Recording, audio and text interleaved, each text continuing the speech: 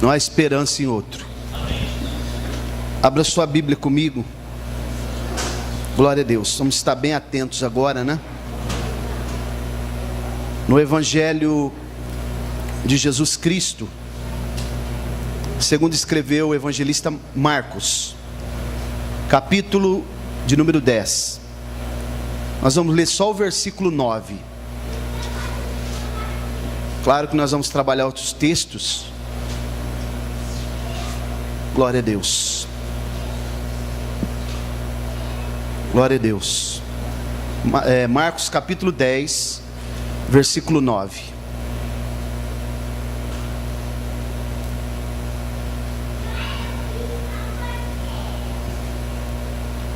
Todos acharam? Diz assim a santa, bendita e eterna palavra de Deus: portanto, o que Deus ajuntou, não o separe o homem. Amém? Vou repetir. Portanto, o que Deus ajuntou, não separe o homem. Glória a Deus. Nós não vamos falar de casamento aqui essa noite, viu? Glória a Deus. Até seria preciso falar, mas não é o tema que Deus colocou no meu coração, não. Eu quero falar com os irmãos sobre as 3 virtudes que nunca passam. É o tema da mensagem dessa noite. As 3 virtudes que nunca passam. E elas estão bem claras na primeira carta do apóstolo Paulo aos Coríntios, capítulo 13 e versículo 13. Essas 3 virtudes que nunca passam, ela está bem fundamentada na Bíblia, né? E elas são fundamento da vida cristã. Ou seja, que 3 virtudes são essas? A esperança, a fé, a esperança e o amor. O apóstolo Paulo diz que o maior dos 3 é o amor. Fé, esperança e amor. Então, irmãos, se nós não estivermos fundamentados nessas 3 virtudes, eu tenho uma notícia para todos nós aqui: nós não somos um cristão autêntico. Ou nós estamos fundamentados nessas 3 virtudes que nunca passam. E o apóstolo Paulo diz que, havendo profecia, cessarão, né? Ele fala dos dons, e ele fala que se nós tivéssemos toda a ciência, se nós falássemos a língua dos homens e dos anjos, mas não tivesse o amor, é como se fosse o sino, o metal que faz barulho, né? Mas é só barulho. Então nessa noite o Espírito Santo tem colocado aqui no meu coração, para que nós possamos meditar e ver o que significa essas 3 virtudes na vida de um cristão. E é interessante que muitas pessoas confundem a fé com a esperança. E a fé não é esperança. E eu vou dizer algo aqui para os irmãos com muita convicção nessa noite, que o que faz com que a esperança, a fé de alguns naufraguem, me permita usar aqui uma expressão paulina, né? Naufragar, é justamente a falta de esperança. O que faz com que a fé de muitos acabe naufragando é a falta de esperança. Porque não se pode, essas 3 coisas aqui, fé, esperança e amor, elas foram unidas por Deus. O que Deus ajuntou, o que Deus uniu, não separe o homem. O grande problema é que às vezes nós queremos viver uma vida cristã, mas Deus já uniu essas 3 coisas, né? Fé, esperança e amor.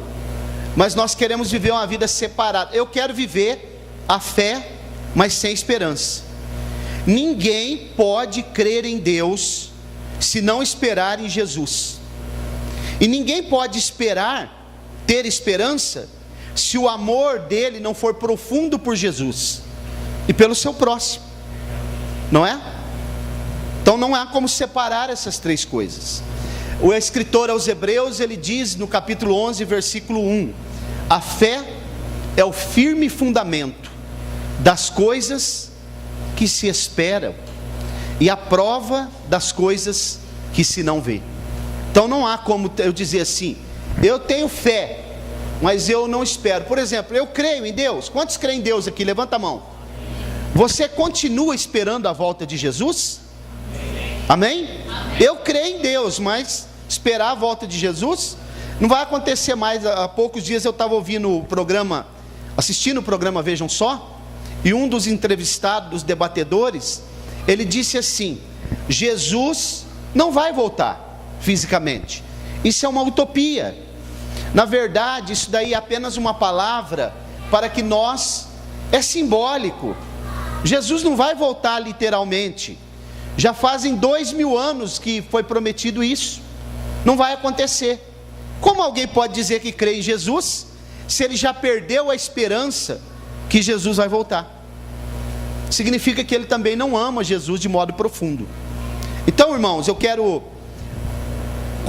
compartilhar com os irmãos nessa noite algumas coisas, e quero também utilizar aqui, fazer um paralelo, um tipo de 3 patriarcas do Antigo Testamento, que são considerados como os 3 ícones de Deus, 3 referências que Deus nos traz no Antigo Testamento. Por exemplo, Abraão é um modelo de fé.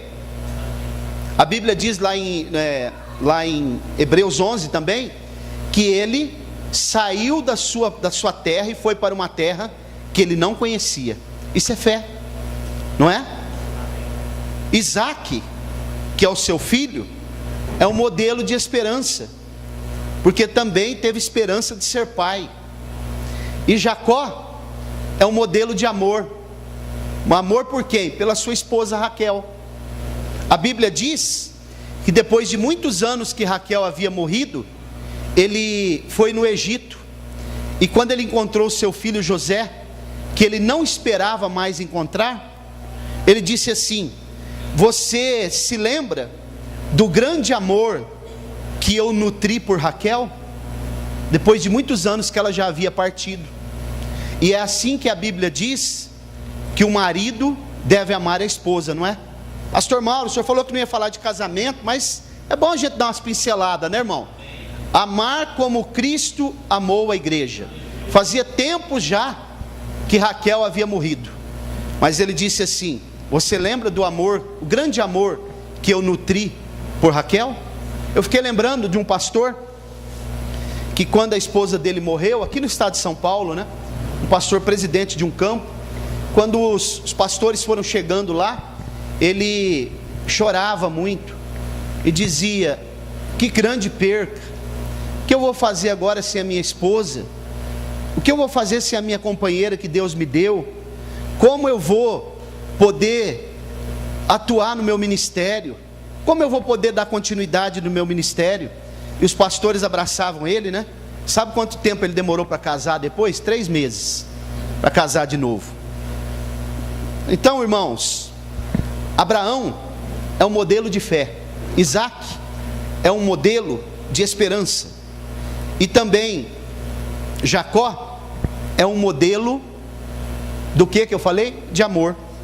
Esses 3 patriarcas, eles trazem à nossa memória a fé, a esperança e o amor na ordem perfeita bíblica, que a Bíblia ela está em ordem perfeita, porque quem inspirou esse livro, as Escrituras, não foram os homens, foi um Deus perfeito, o Deus que não erra, o Deus que não falha, o Deus que não patrocina fracasso, o Deus que não tem os seus planos frustrados pelos homens, o Deus que a sua palavra é infalível, não é como a palavra dos homens. Então, irmãos, esses 3 patriarcas, eles estão na Bíblia numa ordem perfeita. E olha que eu vou falar para vocês nessa noite. Deus estava interessado, Ele estava interessado justamente que esses 3 patriarcas aparecessem nesta ordem: Abraão, Isaque e Jacó. Sabe quantas vezes você vai ver, quantos versículos existem na Bíblia mencionando esses 3 nomes nessa ordem? 32 vezes. Tem fora dessa ordem outras vezes, mas nessa ordem que eu estou dizendo: Abraão, fé; Isaque, esperança; Jacó, amor. 32 versículos. Isso é coincidência, irmãos?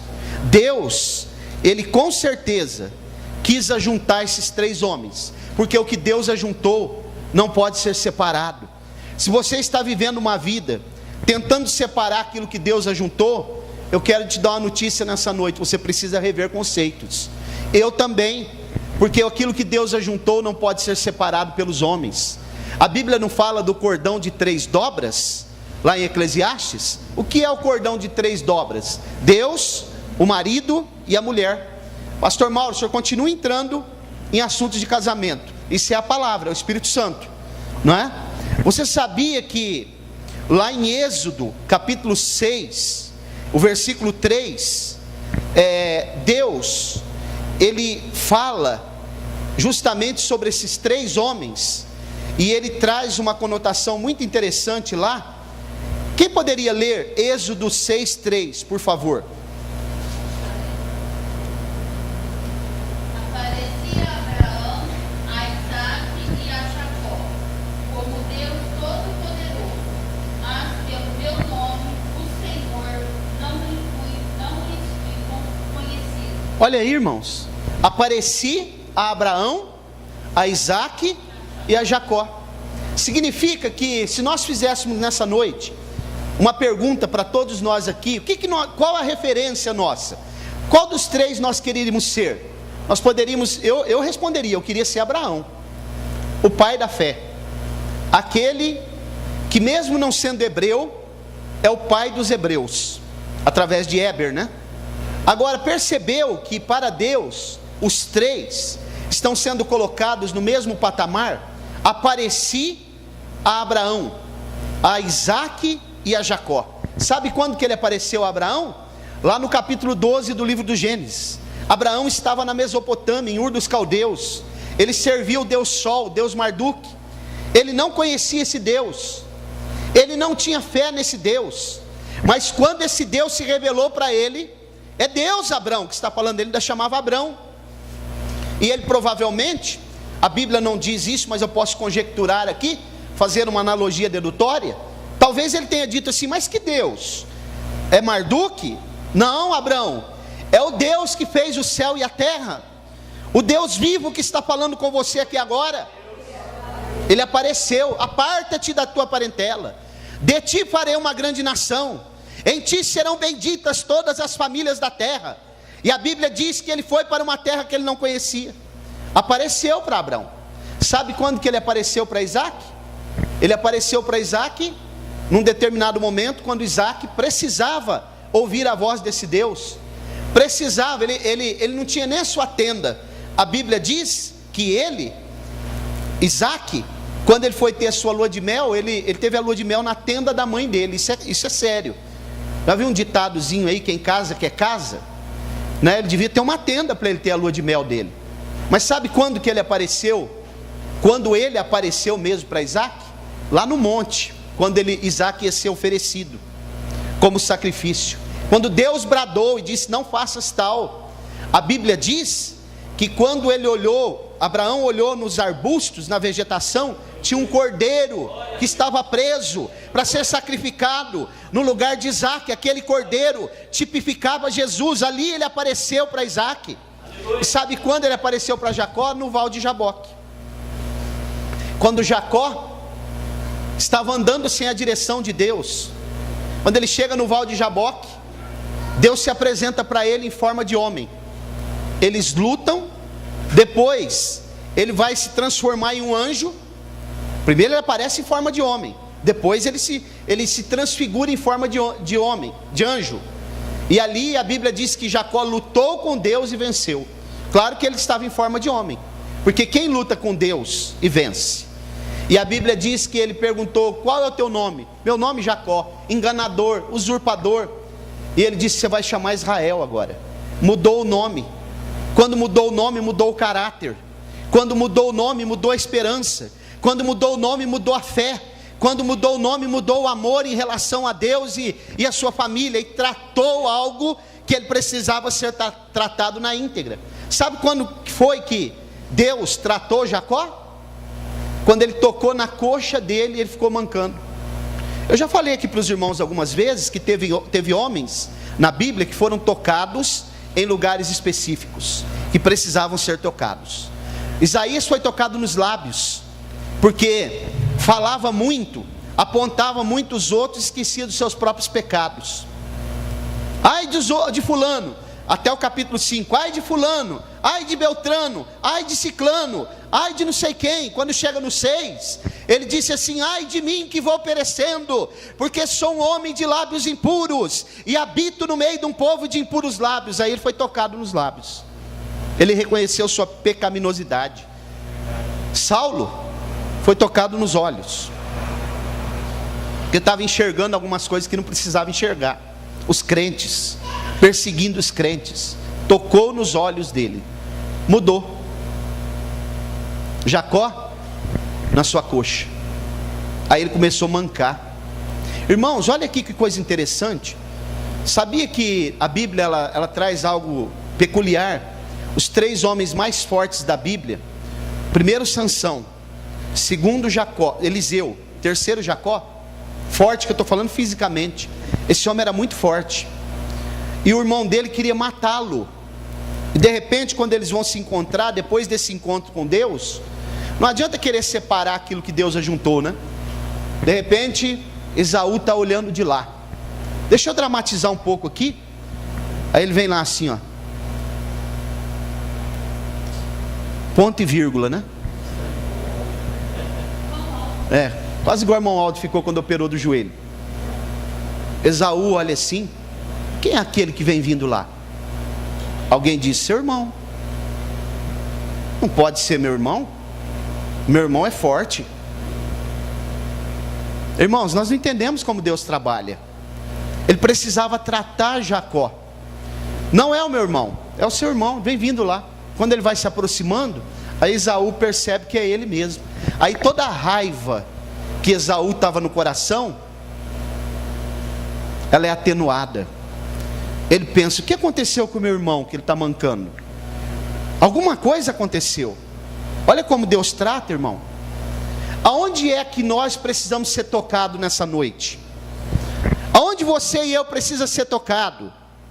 Tem alguma parte da nossa vida que nós precisamos ser tocados, para ser mudado, transformado. Aquele que começou a boa obra há de aperfeiçoar.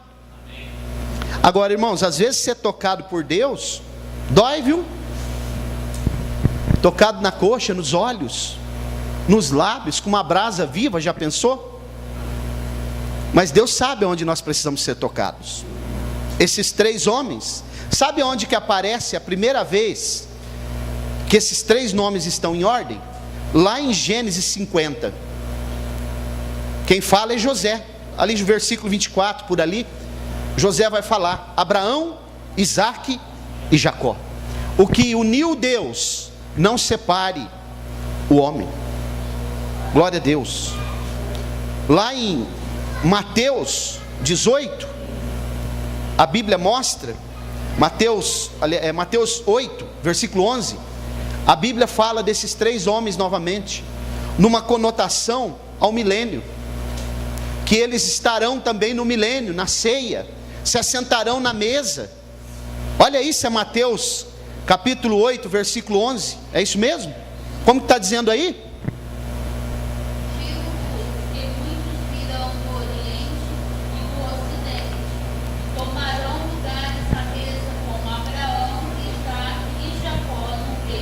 No reino dos céus, é o milênio. Você sabia que lá em Deuteronômio 9, 27, A Bíblia chama os 3 de servos de Deus. Ah, mas Abraão não era maior que Isaac? Isaac não era maior que Jacó? Mas lá em Deuteronômio 9, 27, a Bíblia chama os 3 de servos. Ser servo de Deus é privilégio. Aleluia. Ser servo de Deus é honra. Eu já falei aqui para os irmãos e vou repetir. Essa palavra servo aí, ela é também atenuada pela Bíblia, porque no original é doulos, escravo. Não tem vontade própria. Quer servir a Deus, mas tem que ser do meu jeito. Quero fazer, mas é do meu jeito. Quero ir na igreja, mas é do meu jeito. Lá no trabalho não é assim, porque o patrão dá ordem tem que ser cumprido, não é? No reino de Deus como que é? Se nós somos servos, irmãos, servo não tem vontade própria. Servo precisa andar segundo a orientação do seu Senhor. Servo é para obedecer às ordens do seu Senhor. Que dificuldade que nós temos de obedecer, irmãos. Como é difícil para nós obedecer. Nós não queremos obedecer. É difícil, né? Tem que subjugar. É mais fácil explodir, né? Vou resolver no braço, não é? Mas obedecer é melhor do que sacrificar, a Bíblia diz. Agora eu vou entrar na mensagem. Isso aqui foi só a introdução. Abra sua Bíblia comigo na primeira epístola ou carta do apóstolo Paulo aos Tessalonicenses. Agora eu vou mostrar para vocês que quando Deus realmente une a fé, a esperança e o amor, eu vou mostrar na prática agora como que é. Porque teoria não adianta, né, irmãos? Primeira carta do apóstolo Paulo aos Tessalonicenses, lá no capítulo 1, percebam que eu trouxe do Antigo Testamento que Abraão, Isaac e Jacó são tipos de fé, esperança e amor. Primeira carta do apóstolo Paulo, capítulo 1, aos Tessalonicenses. Paulo, ele vai trazer aqui uma ação de graças pela fidelidade dos irmãos que estavam em Tessalônica. Tessalônica era a capital da Macedônia, primeiro lugar onde o evangelho chegou na Europa, a maior cidade da Macedônia. Paulo, ele diz assim: Paulo, Silvano e Timóteo, a igreja dos Tessalonicenses, em Deus, o Pai e nosso Senhor Jesus Cristo, graça e paz tenhais de Deus, nosso Pai, e do Senhor Jesus Cristo. Agora aqui ele vai começar a agradecer, no versículo 2, pela vida da igreja que estava em Tessalônica. Aí eu fico pensando aqui, irmãos, de vez em quando, eu vou orar a Deus, eu agradeço a Deus, primeiro pela salvação da minha alma, depois eu agradeço pela minha família, eu agradeço pela vida da igreja aqui. Todo dia, todos os dias, Paulo estava agradecendo, porque, olha o que ele diz no versículo 2: sempre damos graças a Deus, por vós todos, fazendo menção de vós em nossas orações. Sempre eu vou fazendo menção de todos os irmãos, nas orações. É o que o apóstolo Paulo está falando. Agora olha o que ele vai dizer, irmãos, no versículo 3: lembrando-nos, sem cessar, da obra da vossa fé. Olha que ele faz aqui, um pequeno dualismo entre obras e fé, que não pode ser separado também.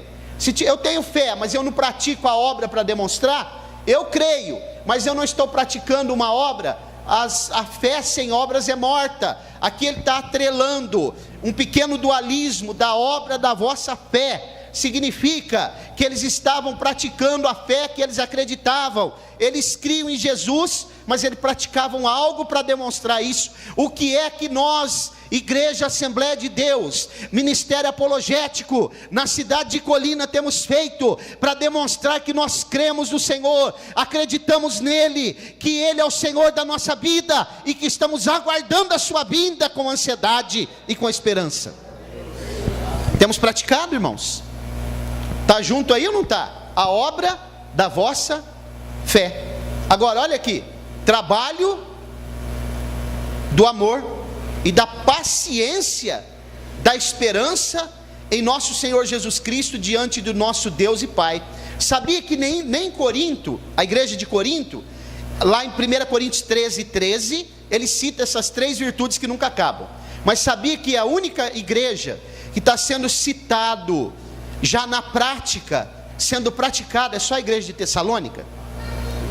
Por incrível que pareça, ele está falando aqui, tem uma outra tradução aqui, acho que a revista é atualizada, fala da operosidade do vosso amor. O que é? É o amor na prática.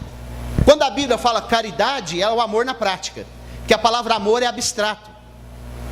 Agora eu vou perguntar aqui para todos nós, que a espada aqui é de 2 gumes, viu? Nós temos vivido o amor na prática? O que vocês acham?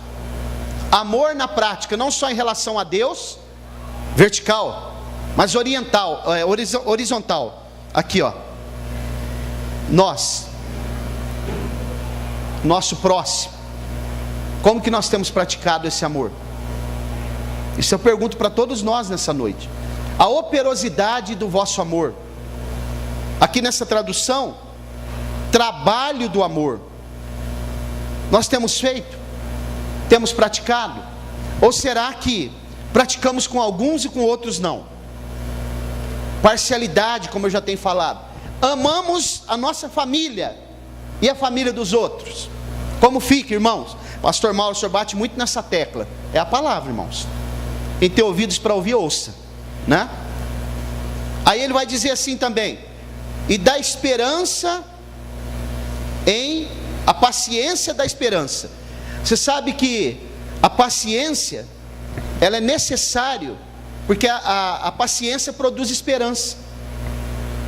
A tribulação produz a paciência, a esperança.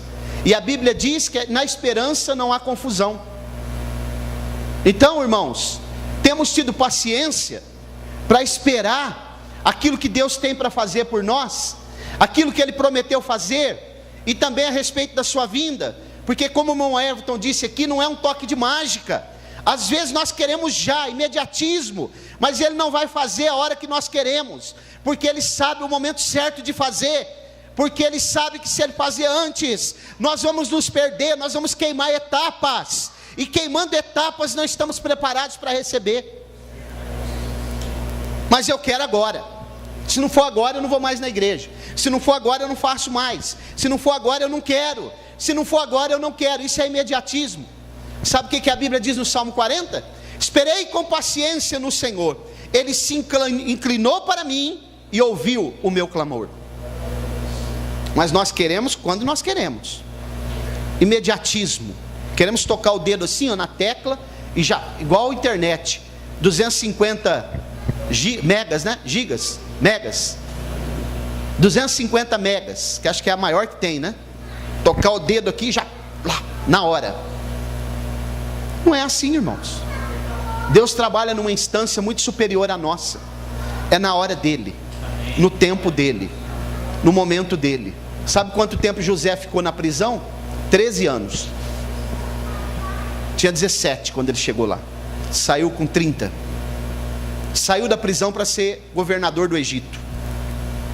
José era o homem que deveria ser mais frustrado na Bíblia, mas não é. Soube esperar. Davi esperou um tempão para ser rei. Sabe quanto tempo? 13 anos aproximadamente para ser rei, né? Já tinha sido ungido, mas teve que esperar o momento certo. E não foi reinando integralmente. Primeiro ele assumiu em Hebrom, ficou lá por um período de 7 anos e 6 meses. Depois que ele assumiu em Jerusalém, e foi 33 anos lá, 40 anos o total do seu reinado. Esperar, irmãos. A fé, a esperança e o amor. O que uniu Deus, não separe o homem. Como que nós queremos separar? Eu creio, mas eu não tenho esperança. Eu espero, mas eu não sei amar. E amar, irmãos, é algo muito complicado, viu? Porque amar implica em você ter que falar a realidade para a pessoa. Isso é difícil. Ele não me ama. Meu pai não me ama, né? Meu pai fala algo para mim que eu não queria ouvir. É por isso que ele te fala, porque ele te ama. O que a Bíblia diz sobre Deus? Que Ele corrige os que Ele ama. O amor, irmãos, na prática, precisa ser exercitado pela igreja. Visitar as pessoas, cuidar das pessoas, não é? e também corrigir quando for necessário, falar o que é preciso, que é o difícil, né? Acompanhe comigo no texto. Da esperança, versículo 3, em nosso Senhor Jesus Cristo, diante do nosso Deus e Pai.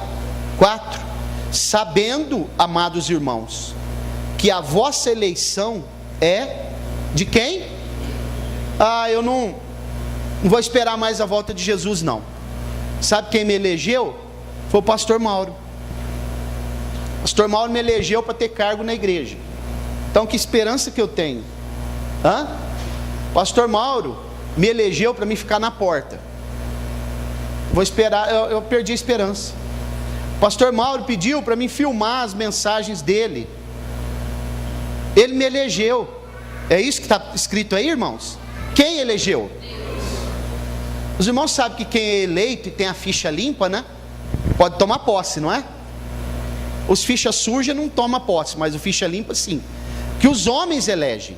Imagine quem Deus elegeu. Você pode glorificar o nome dele nessa noite, porque foi ele que te elegeu.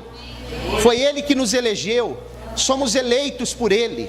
Fomos escolhidos por ele. E sabe o que diz lá no Evangelho segundo escreveu o apóstolo João?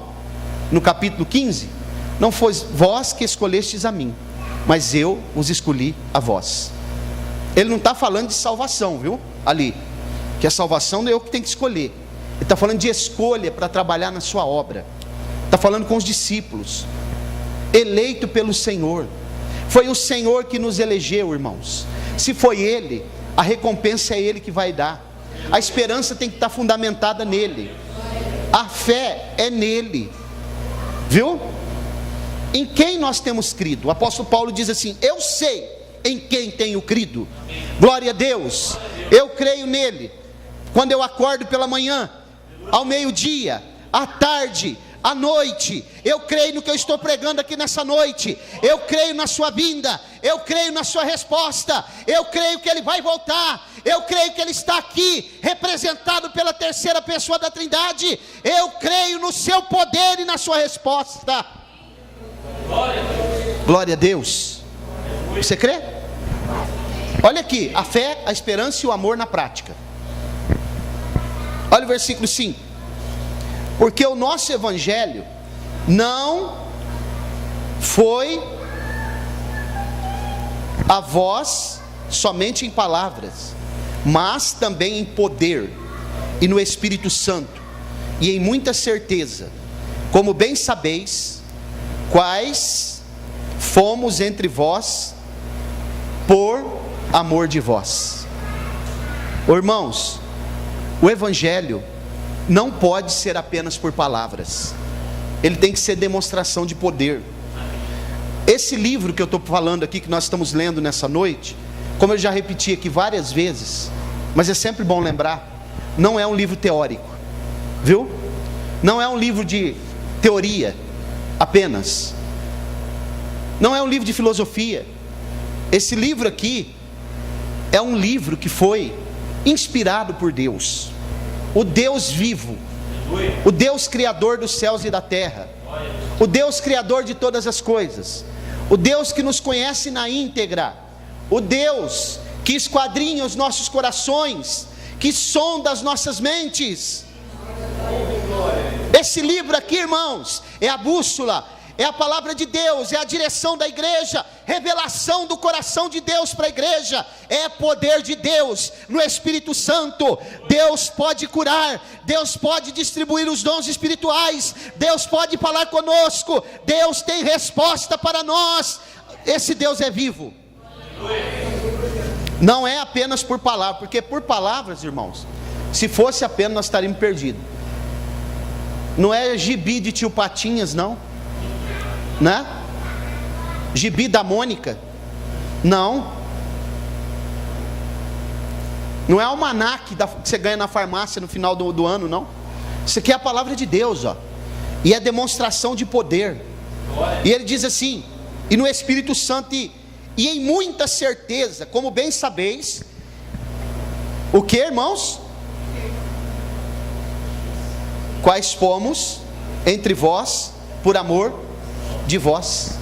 O que Paulo está dizendo aqui é o seguinte, ó: eu demonstrei esse amor, eu preguei o Evangelho, inspirado pelo Espírito Santo, e eu fiz isso porque eu amo vocês. Sabe o que o apóstolo Paulo está dizendo aqui? Que mesmo quando ele estava pregando e a palavra era muito dura, é porque ele amava eles. Então, irmãos, quando vocês ouvirem uma palavra aqui dura, seja quem for estiver pregando, saiba que essa palavra está sendo lançada, porque ela precisa alcançar o teu coração, para que haja uma mudança, para que haja uma transformação. Porque quem prega precisa pregar com amor.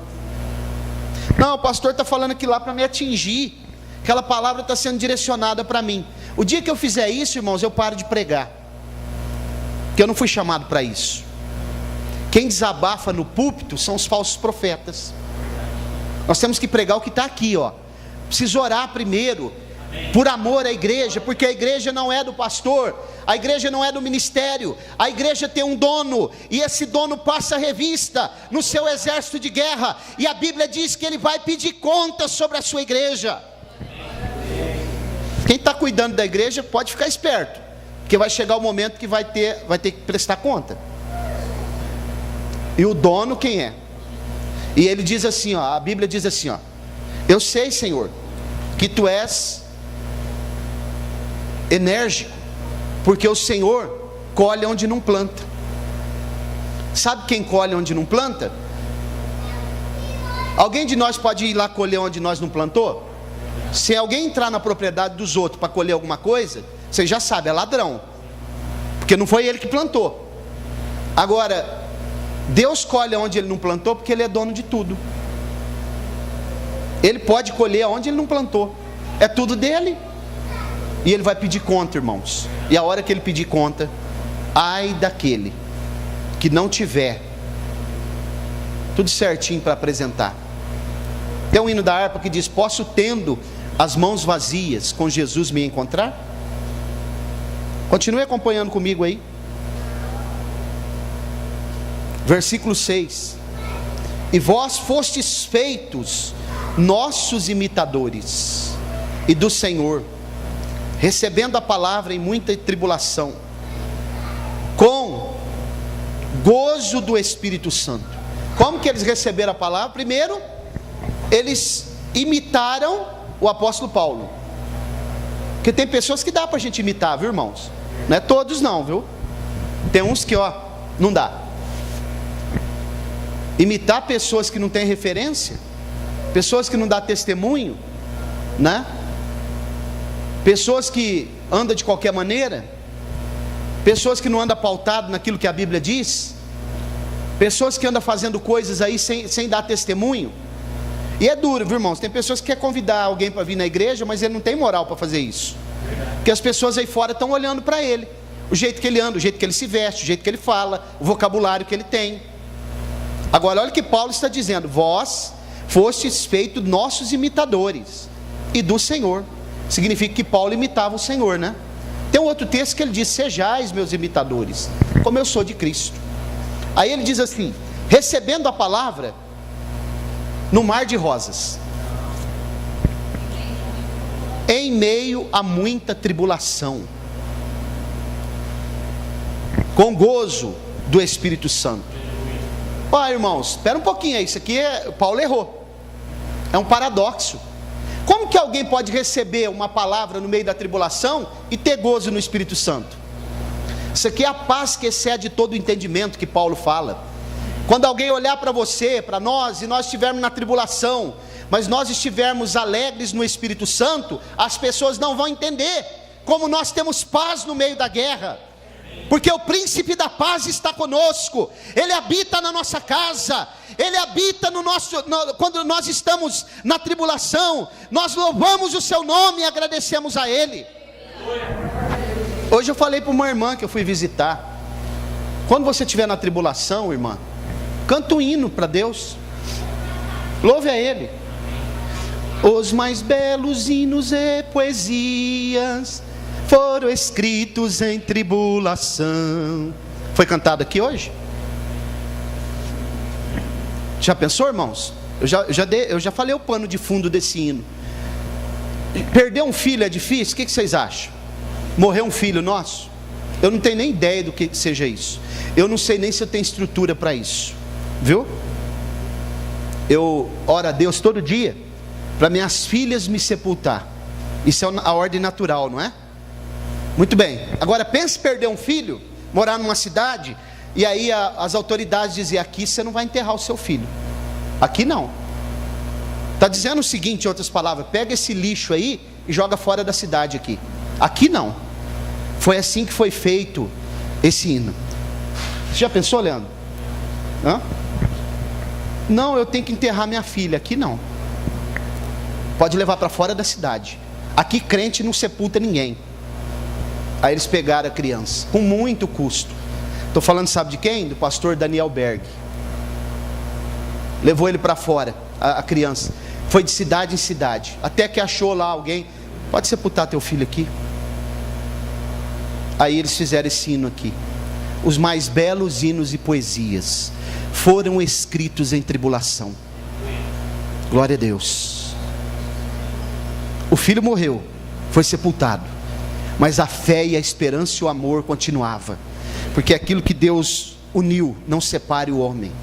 Glória a Deus. Você tem esperança nesse Deus, você tem fé, você ama esse Deus, você pode glorificar o nome dEle, porque o teu filho ainda está vivo, porque você ainda tem esperança do teu filho ser transformado e encontrar-se com Jesus. Você ainda pode glorificar o Senhor, porque Ele sabe o que Ele faz e nós não sabemos o que nós dizemos.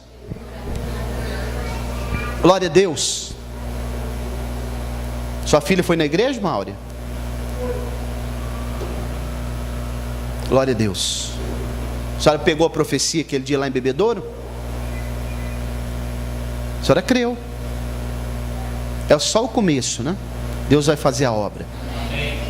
Irmãos, nós precisamos agradecer mais o nosso Deus, glorificar mais o seu nome. Ele está no controle de tudo, irmãos.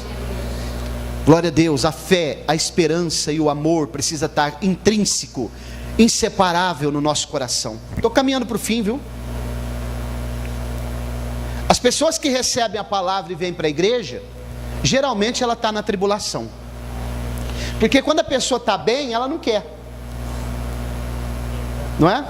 E quando a pessoa está mais atribulada, aí a tendência é querer correr para o Senhor. Quantas pessoas que eu já vi atribulados: agora eu quero a palavra de Deus, agora eu quero. Recebeu a palavra de Deus em meio a muita tribulação. Verso 7: de maneira que foste exemplo para todos os fiéis na Macedônia. Irmãos, isso daqui me assombra. Exemplo aonde? Sabe o que esse povo foi? Ele estava sendo exemplo em 2 países: Macedônia, Europa; Acaia, Ásia.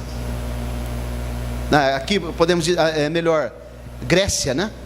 Grécia, Macedônia e Grécia, 2 países. Às vezes nós não conseguimos ser exemplo nem para os nossos vizinhos, nem dentro da nossa casa, irmão. Nós temos sido exemplo dentro da nossa casa, irmãos? Temos? Ou a nossa casa está uma bagunça assim, ó?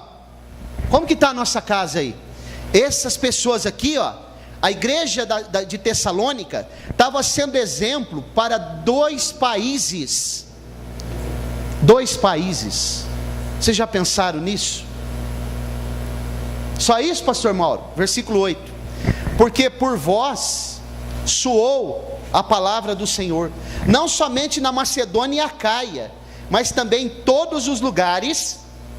A vossa fé para com Deus se espalhou de maneira tal que já dela não temos necessidade de falar coisa alguma. Opa, espera aí, não é só na Macedônia não? E na Acaia?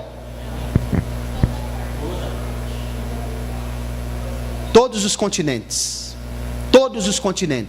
em toda a parte. Às vezes nós não conseguimos ser exemplo nem aqui em Colina. A igreja da Macedônia era exemplo em toda a parte. E está falando aqui, ó: a vossa fé para com Deus se espalhou. Vocês já pararam para pensar um pouquinho? Daqui um tempo, alguém dizia assim: sabe aquela igreja lá em Colina? Eles têm uma fé inabalável. Eles são exemplo para aquela região toda, para que não só lá na cidade, mas toda a região norte do estado de São Paulo. Quem sabe em todo o estado de São Paulo e todo o Brasil, alguém disser assim, olha, alguém, isso chegar, irmão, além das fronteiras, e alguém um dia me ligar aqui, eu creio, estou falando de fé, viu? Esperança. Pastor Mauro, o senhor sonha, o senhor está delirando. Alguém ligar aqui para mim assim, ó, lá da Colômbia, da Bolívia, quem sabe, dizer assim, pastor, o senhor é o pastor Mauro? Sou.